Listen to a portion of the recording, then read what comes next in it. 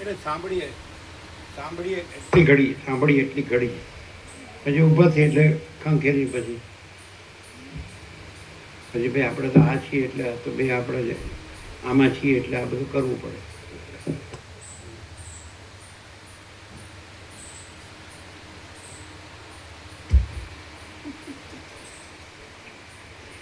પાના નંબર 305 ડાબી બાજુ નીચે છેલ્લી લાઈન. કારણ કે સત્ય તથા અસત્યના વિવેકથી શોભતા માણસને કોઈ પણ પદાર્થથી મોહ ઉત્પન્ન થતો નથી. મંત્રી બોલ્યા, હે રાક્ષસી, ઈચ્છિત વસ્તુ સિદ્ધ કરવા માટે તારે આટલો મોટો ક્રોધ કરવાનું કારણ શું? હલકો માણસ થોડા કામમાં પણ ઘણો ક્રોધ કરે છે. તું ક્રોધનો ત્યાગ કર. આવો ક્રોધ કરવો તને શોભતો નથી, કારણ કે બુદ્ધિમાન માણસ પોતાનો સ્વાર્થ સિદ્ધ કરવામાં યુક્તિથી જ વર્તે છે. હે અબળા, પવન જેવી રીતે ખડ તથા પાંદડાને ઉડાડી મૂકે છે, તેવી રીતે તારા જેવા હજારો મગતરાને અમે ધીરજરૂપી વાયુથી ઉડાડી મૂક્યા છે. તમે 3 રૂટ કરજો ને, પદ્મનાભ, નારાયણ અને કન્યાકુમારી અને રામેશ્વર. રામેશ્વર નહીં આવે તો બે પદ્મનાભ અને કન્યાકુમારી. કેરાલાનું સ્ટેપ લીધું છે. કેરાલા પદ્મનાભ કેરાલામાં જ આવ્યું. બીજું શું કેરાલા? આ એલપી બીચ છે ને, બીજો એલપી બીચ. ચાલો. ડાયા માણસો ક્રોધનો ત્યાગ કરે છે અને સમાન તથા સ્વચ્છ બુદ્ધિથી તેમજ વ્યવહારની યોગ્ય યુક્તિથી પોતાનો સ્વાર્થ સિદ્ધ કરે છે. પોતાના યોગ્ય વ્યવહારની યુક્તિથી કાર્ય સિદ્ધ થાય કે ન થાય તો પણ યોગ્ય માર્ગનો ત્યાગ ન કરવો એવી નિયતિ છે. તો પછી કાર્ય સિદ્ધ થવાનો નિશ્ચય હોય ત્યારે ક્રોધને અવસર જ કેમ હોય? માટે હે અર્થિની, કહે તારી શી ઇષ્ટ ઈચ્છા છે? બુક કરાવી? થઈ ગઈ બુક. કઈ તારીખ? 17 બુક થઈ ગઈ. અને રિટર્ન બુક કરી કઈ તારીખ? 30 તારીખ. એમ એટલે ત્યાં કેરળના બીજા એક સ્થળ લીધા છે. થેકડી છે. થેકડીમાં કઈ નથી. તમે ત્યાંથી એટલે ત્યાં ગાર્ડન છે ને, ચાના ગાર્ડન, સ્પાઇસ ગાર્ડન છે. 30 બગીચાઓ. અને પછી એક મુન્નાર લીધું. મુન્નાર એમાં શું છે? Hill station. Hill station. ચાલો.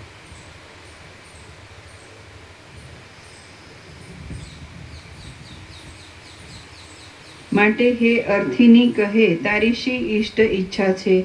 યાચના કરવા આવેલો કોઈ પણ માણસ પોતાની કોઈ પણ ઈચ્છા પૂરી કર્યા વિના સ્વપ્નમાં પણ અમારી પાસેથી પાછો ગયો નથી.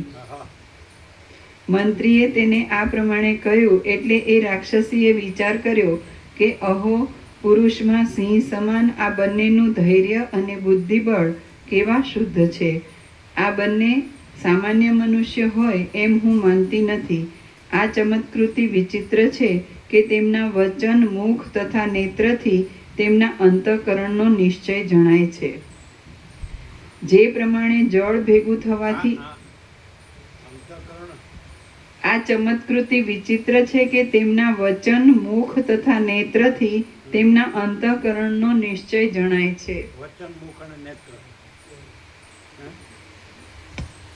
જો બધા બધું બરોબર જાણી શકતા હોય ને બોલી શકતા હોય તો પછી વચન, મુખ અને નેત્રમાં શું ફેર પડે?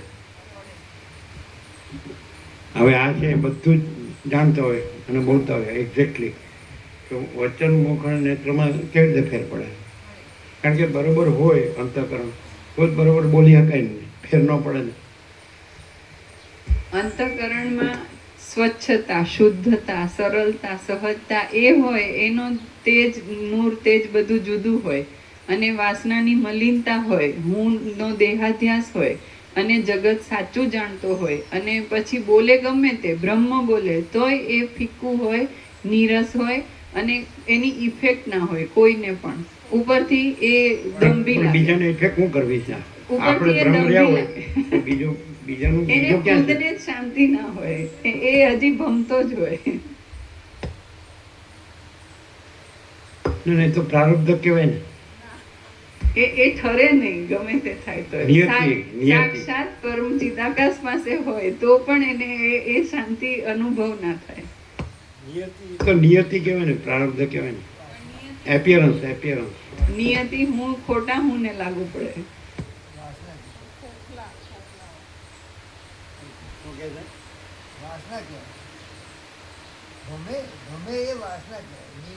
પણ ક્યાં પરમ ચિદાકાશ પરમ ચિદાકાશ ક્યાં વાસના ને ભમે ને ભમનારો નો ભમનારો ને એવું ક્યાં છે? પાછું અંદર બહાર ક્યાં છે?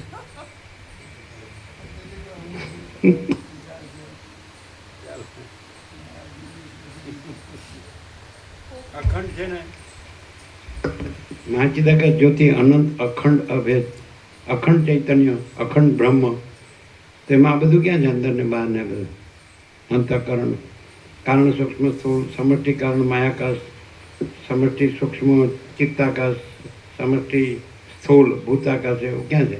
ઈશ્વર હિરણ્યગર્ભ વિરાટ, સમષ્ટિની વ્યષ્ટિ જીવ મંદિર, આવું ક્યાં છે?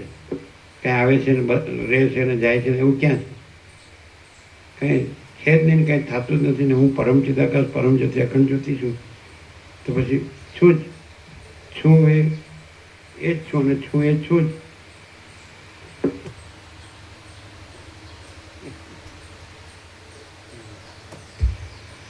આ ચમત્કૃતિ વિચિત્ર છે કે તેમના વચન, મુખ તથા નેત્રથી તેમના અંતઃકરણનો નિશ્ચય જણાય છે. જે પ્રમાણે જળ ભેગું થવાથી એકતા પામે છે તે પ્રમાણે બુદ્ધિમાનનો આશય તેના વચન, મુખ તથા નેત્રથી એકતાને પામે છે. જે પ્રમાણે જળ ભેગું થવાથી એકતા પામે છે તે પ્રમાણે બુદ્ધિમાનનો આશય તેના વચન, મુખ તથા નેત્રથી એકતાને પામે છે. આ બંને ઘણું કરીને મારા મનનો અભિપ્રાય જાણ્યો છે અને મેં તેમનો અભિપ્રાય જાણ્યો છે. માટે આ બંને પોતાની મેળે જ અવિનાશી છે અને મારે તેમનો નાશ કરવો નહીં. આ બંને આત્મજ્ઞાની છે એમ હું ધારું છું, કારણ કે જીવન મરણનો ભ્રમ મટાડનાર આત્મજ્ઞાન વિના આવી બુદ્ધિ હોય નહીં. કારણ કે જીવન મરણનો ભ્રમ મટાડનાર આત્મજ્ઞાન વિના આવી બુદ્ધિ હોય નહીં. એમને આવી બુદ્ધિ છે, તેથી તેઓ અભયરૂપ અને અમૃતરૂપ છે. લાવ ત્યારે મારા મનમાં જે કાંઈ સંદેહ થયો છે તે હું એમને પૂછું. જે મનુષ્ય વિદ્વાન માણસ મળ્યા છતાં તેને પોતાના સંદેહ વિશે પૂછતો નથી તેને અધમ સમજવો. આ પ્રમાણે વિચાર કરીને તે પ્રશ્ન પૂછવાને અવસર જોવા લાગી. પછી કલ્પના અંત સમયના મેઘના શબ્દ જેવા પોતાના હાસ્યને રોકીને તે રાક્ષસીએ આ પ્રમાણે પૂછ્યું. હે નિષ્પાપ, હે ધીરજવાળા, તમે બંને કોણ છો તે કહો. નિર્મળ ચિત્તવાળા માણસના દર્શન કરવાથી જ તેની સાથે મિત્રતા થાય છે. મંત્રી બોલ્યો, આ કિરાત દેશના રાજા છે અને હું તેમનો મંત્રી છું અને અમે આ રાત્રિચર્યાથી તારા જેવા દુષ્ટનો નાશ કરવા તત્પર થયા છીએ. રાત્રિ દિવસ દુષ્ટને શિક્ષા કરવી એ જ રાજાનો ધર્મ છે.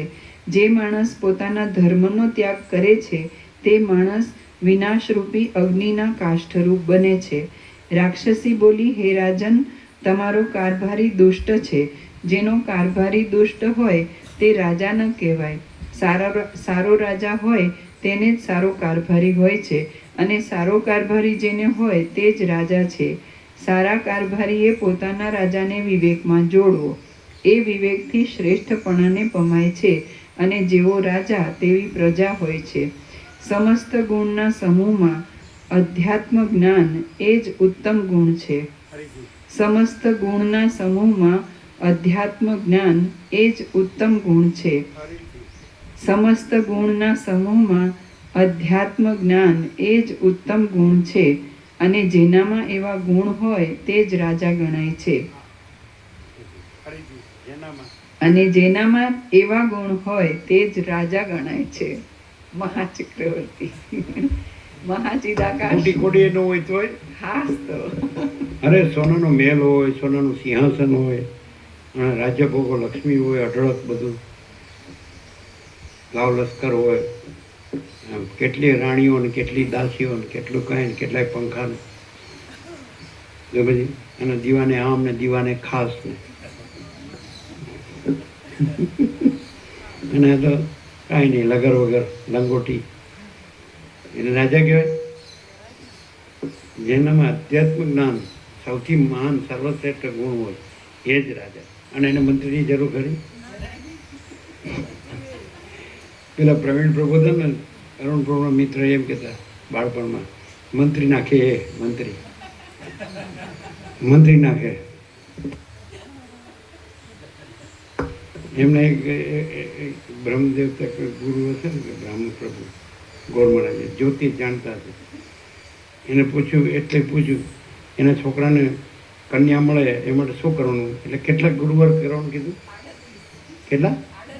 38 ગુરુવાર કરવાનું. મંત્રી નાખ્યા. હવે કેટલા થયા એ ખબર નથી. હે તો પછી કન્યા મળવાનું 38 કરો ત્યારે થાય ને.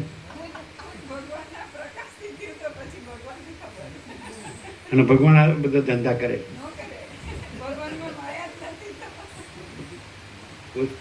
એટલે જ્યોતિ જાણતા હતા? તમને એવો ખ્યાલ હશે કે જાણે છે? હા, એટલે પ્રભુ જ્યારે ત્યાં ઉત્તર ભારતમાં વિહાર કરતા હતા ત્યારે અમે હળવદ જ્યોતિષ પેલા અમારા ભાનુબાના વેવાઈ છે એ બધું આ જન્માક્ષર કાઢે ને જોઈ આપે ને એમની પાસે ભાનુબાએ કીધું કે આમના જન્માક્ષર કઢાવીએ, છોકરો મોટો થયો છે ને એનું થાય કેવી ખબર પડે. એટલે અમે ત્યાં ગયા હતા ને કરાવ્યું, વિધિએ કરાવી એમણે જે કીધા પ્રમાણે. અને પછી છોકરાને કીધું કે તારે ગુરુવાર કરવાના, એટલે એ કે હું તો ના કરું. એટલે મેં પૂછ્યું કે એની માં કરે તો ચાલે? તો કે હા. તો અમે ચાલુ કરી દીધા. ચાલુ કરી દીધા ને બંધ કરી દીધા. સકામ કર્યું. સારું છે ને, માને તો એવું થાય ને છોકરો સુખી થાય. એટલે એ કામના તો કઈ ખોટી તો કહેવાય નહીં. કોઈ માને એવું ન હોય પોતાનો છોકરો સુખી ન થાય. ગુરુવાર લીધા બધી માં એમ ન કે સીધો ભગવાન પાસે જાજે, સીધો પારકી જણીમાં ડૂબી જાજે, એમ બધી માં કે.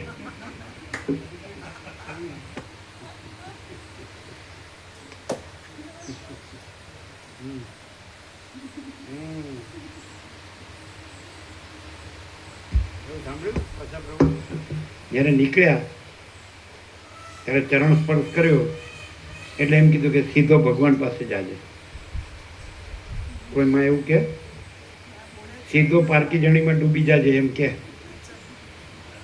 આમ એમ કીધું સીધો ભગવાન પાસે જાજે. એ તો અમુક બ્રાહ્મણ છૂટ્યો એટલે આર પાર હું પરમ ચિદાકાશ પરમ જ્યોતિ અખંડ જ્યોતિ છું. પારણામાં જ ખબર પડી જાય પુત્રના લક્ષણ પારણામાંથી. તો જંબુ સ્વામી એમને થોડું કીધું હશે. તમારા પારણામાંથી ખબર પડી ગઈ હતી? અમારા ધંધા અમને ખબર હતી એટલે અમારું ફરજન શું હોય અમને ખબર હતી. એવું કઈ નથી. એ તો હિરણ્યકશિપુનું ફરજન પ્રહલાદ હતો, તો એ હિરણ્યકશિપુ ક્યાં ને પ્રહલાદ ક્યાં? એટલે એ વાત ખોટી. કારણ કે માતા પિતાનું વીર્ય અને રજ અને વીર્ય, એ શરીર તો માતા પિતાનું છે, આત્મા માતા પિતાનું નથી, આત્મા પરમાત્મા છે. આ બધું હું સાંભળી યોગવાસી. ચાલો,